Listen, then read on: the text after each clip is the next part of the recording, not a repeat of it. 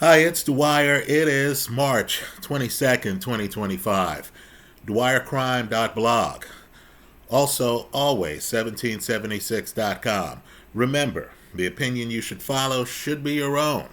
Just consider this video to be a second opinion from a complete stranger online.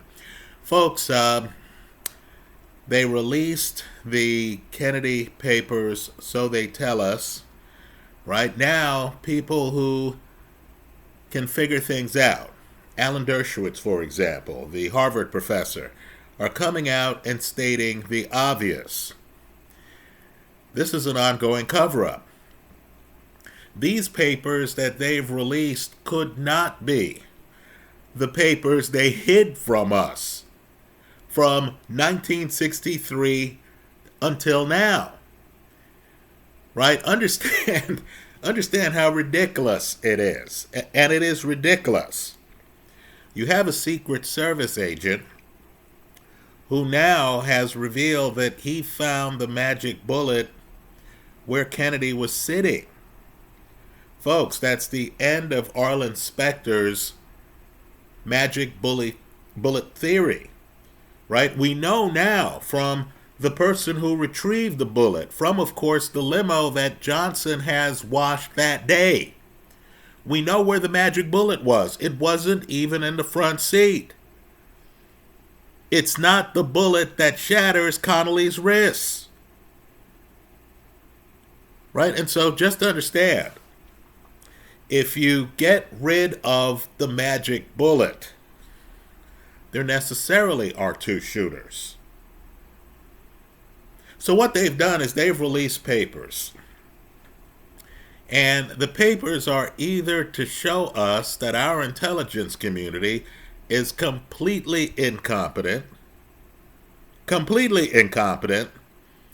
and couldn't add things together to realize that there was a second shooter. Right, folks? You know that's not true. You know that this conspiracy was sophisticated enough where the doctors at Parkland Hospital see the hole in the back of Kennedy's head. Right? Some of them have given interviews. They've seen the hole in the back of Kennedy's head. The state of Texas was not given the opportunity to do the autopsy. They whisked the body out of Texas. It's debatable if Kennedy is in the same coffin when the plane lands. Right? You understand, too, that there are actually some FBI agents who show up for the autopsy. And they didn't like what they saw. Right? Let me say, too, look up these terms. The Harper fragment. Right? You have someone passing through Dealey Plaza who actually finds a bone fragment. It looks like a skull fragment. Shortly after Kennedy's shot. Folks, that Harper fragment was given to our government. And our government, while investigating the biggest, at least one of the biggest, assassinations in American history, lost it. The president's brain. Right? Supposedly, we're not to believe the Zapruder film, where you see a huge portion of the president's brain leave his head. We're not to believe Jackie Kennedy, who talks about how her husband's brain was around the car. Right? We're supposed to believe that the brain was relatively intact. This is, of course, from the very questionable autopsy. Right? Would it shock you to know that that brain was in our government's custody and has gone missing? In other words, anything that we could line up the DNA for, whether it's a bone fragment, whether it's the president's brain, folks, it's gone missing. So, we get a release of papers. This is the strategy of inundating you with a lot of papers that really don't matter. Right? The operative theory is still that Lee Harvey Oswald, acting on his own, shot the president. How's that possible if there's no magic bullet? What I want people to do, too, is to trace the chain of custody of the alleged magic bullet. You don't even have to do anything else. Just ask yourself, okay, this bullet is found, right? You heard it's found on a stretcher in Parkland Hospital, right? They have this bullet. The President of the United States has just been assassinated. Ask yourself, what is the care that people took to preserve this valuable piece of evidence?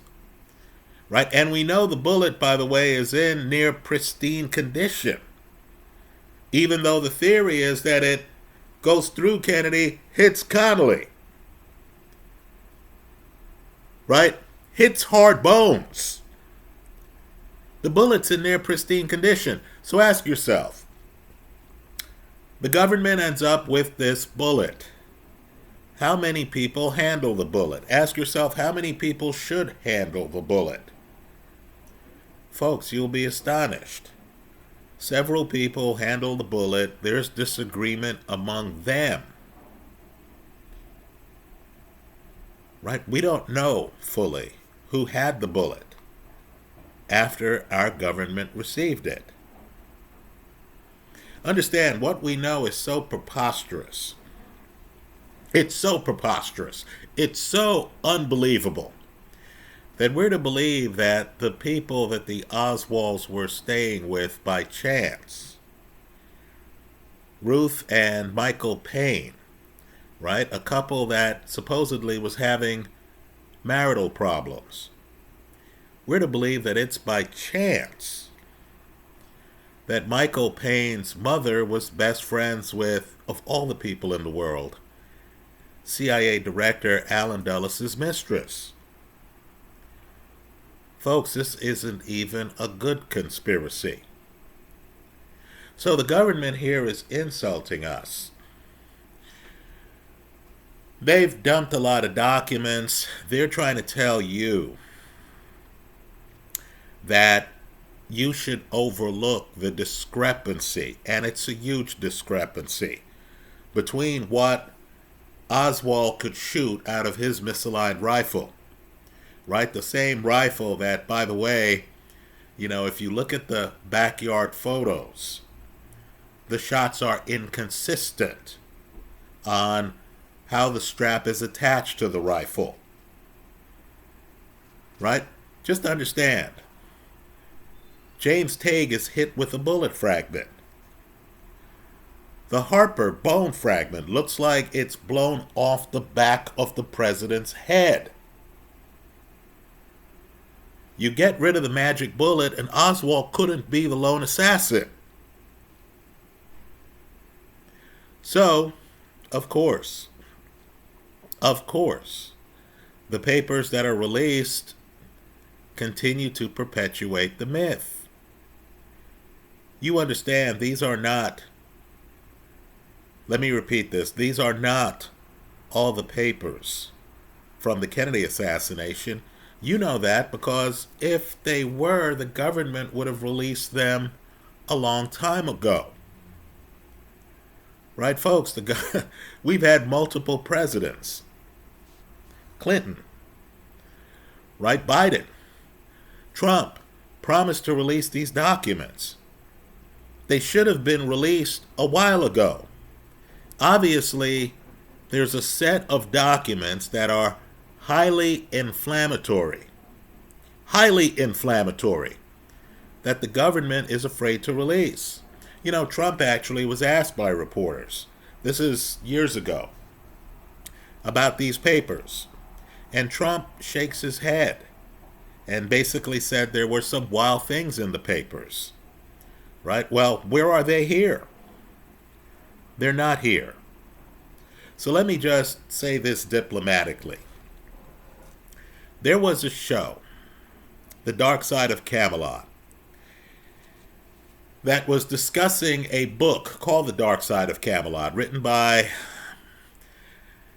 prize-winning investigative journalist Seymour Hersh, who's still with us.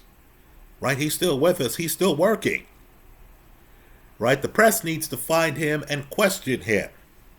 Now, on the show, and it was done by ABC anchor Peter Jennings. Jennings actually interviewed men who were still alive. The security, the Secret Service detail for John F. Kennedy. And it was clear all of these guys loved President Kennedy.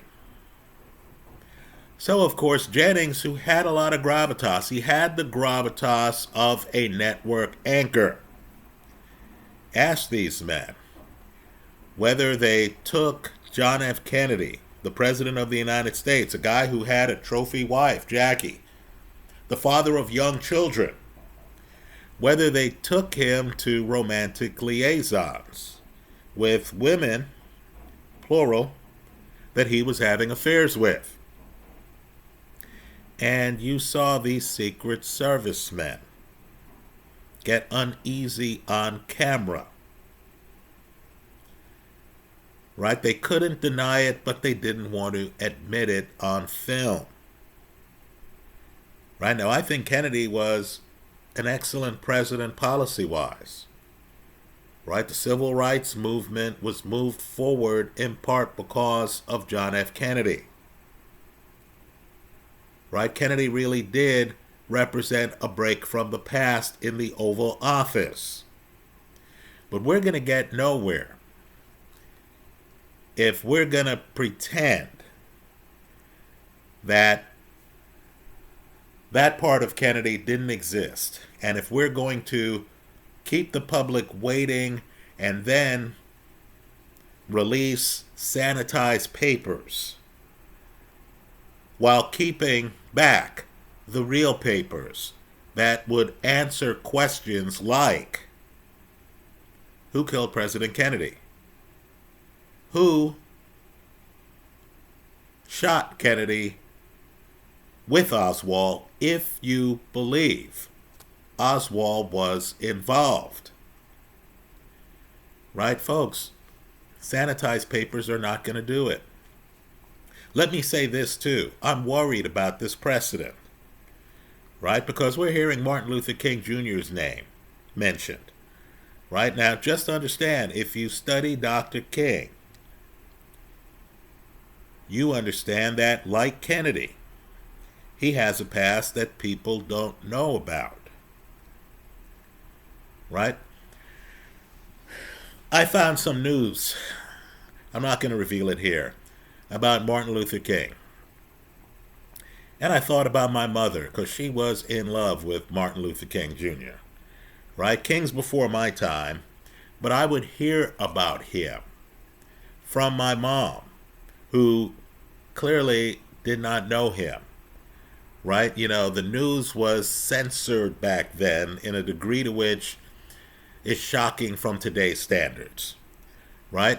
Well, let's just say if you study Dr. King, you understand that if a set of documents that aren't heavily censored are ever released, there are going to be some shocking parts of those documents.